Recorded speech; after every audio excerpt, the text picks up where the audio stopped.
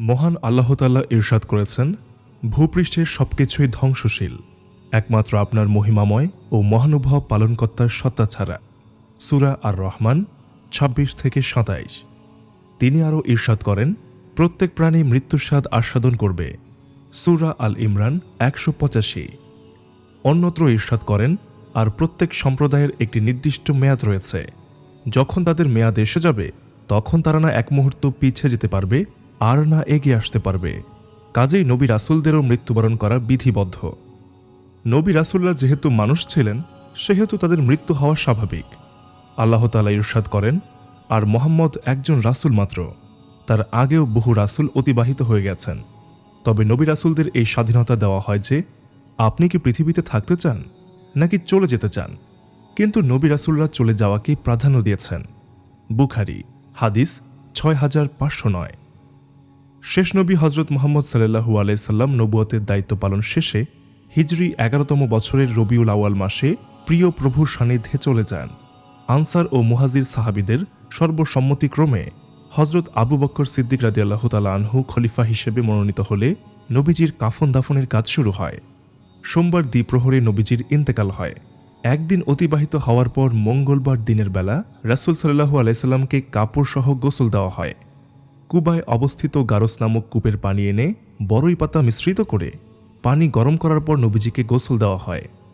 গারস কূপের পানি রাসূল সাল্লাল্লাহু আলাইহি সাল্লাম নিজেও পান করতেন। আর রাহিকুল মাখতুম পৃষ্ঠা ৮৪০। গোসলের পর ৩টি সাদা ইয়ামানি সাহুলিয়া চাদর দিয়ে নবীজিকে কাফন পরানো হয়। কাফনের মধ্যে জামা কিংবা পাগড়ি কিছুই ছিল না। সহিহ বুখারী ১৬৯। মহানবী সাল্লাল্লাহু আলাইহি সাল্লাম বলেন, তোমাদের মৃতদের দাফন দ্রুত সম্পন্ন করো, বিলম্ব করো না। বুখারী হাদিস ১৩১৫। তারপরও মহানবী সাল্লাল্লাহু আলাইহি সাল্লামের জানাজা ও দাফন বিলম্বিত হয়েছে। মহানবী হজরত সাল্লাল্লাহু আলাইহি সাল্লামের দাফন কোথায় হবে এ নিয়ে সাহাবায়ে কেরামের মধ্যে মতবিরোধ দেখা দেয়। কেউ বলেন মসজিদে নববীর মিম্বরের কাছে দাফন করা হোক, কেউ বলেন জান্নাতুল বাকিতে দাফন করা হোক। পরিশেষে হজরত আবু বকর সিদ্দিক রাদিয়াল্লাহু তাআলা আনহু বলেন, আমি রাসূলুল্লাহ সাল্লাল্লাহু আলাইহি সাল্লামকে বলতে শুনেছি, নবীরা যেখানে মৃত্যুবরণ করেন তাকে সেখানেই দাফন করা হয়। এ মীমাংসার পর রাসূলুল্লাহ সাল্লাল্লাহু আলাইহি সাল্লাম হজরত আয়েশা রাদিয়াল্লাহু আনহু এর ঘরের যে বিছানায় মৃত্যুবরণ করেছিলেন সেখানেই দাফনের সিদ্ধান্ত গৃহীত হয়। হজরত আবু তালহা রাদিয়াল্লাহু তাআলা আনহু নবীজির দেহ মোবারক উঠিয়ে এক পাশে রাখলেন। তারপর সেই স্থানে কবর খনন করা হলো। আর রাহিকুল মাখতুম পৃষ্ঠা ৮৪০। রাসূল সাল্লাল্লাহু আলাইহি সাল্লামের জানাজা সাহাবায়ে কেরাম যার যার মতো পড়েন। নির্দিষ্ট কোনো ইমামের ব্যবস্থা ছিল না।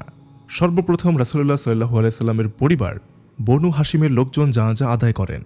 এরপর ক্রমান্বয়ে মুহাজির ও আনসার সাহাবীরা জানাজা আদায় করেন। অতঃপর ক্রমান্বয়ে অন্য পুরুষ, মহিলা ও শিশুরাও জানাজা আদায় করেন।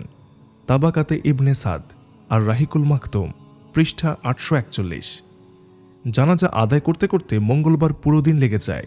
মঙ্গলবার দিন অতিবাহিত হওয়ার পর বুধবার রাতের বেলা রাসূলুল্লাহ সাল্লাল্লাহু আলাইহি সাল্লামের দেহ মোবারক সমাহিত করা হয়। দর্শক, আজকের মতো এখানেই শেষ করছি। দেখা হবে পরবর্তী কোনো ভিডিওতে।